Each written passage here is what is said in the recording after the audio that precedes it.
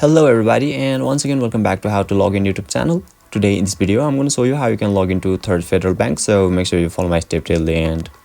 First of all, you need to search for Third Federal Bank login in Google. Now right after that you'll be able to see a link at top on your screen where you need to click on it, and you'll be redirected to the official login page of Third Federal Bank, where it is asking us for our user ID and our password. So let me show you an example.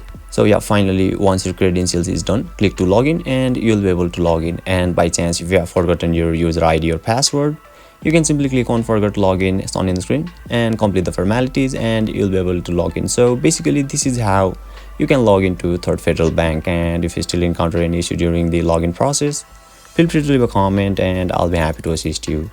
If you found this video helpful, please give it a thumbs up. And if you are new to this channel, make sure to hit the subscribe button and set the bell icon to on so that you can stay updated with our latest content. Thank you for watching and I'll see you next time.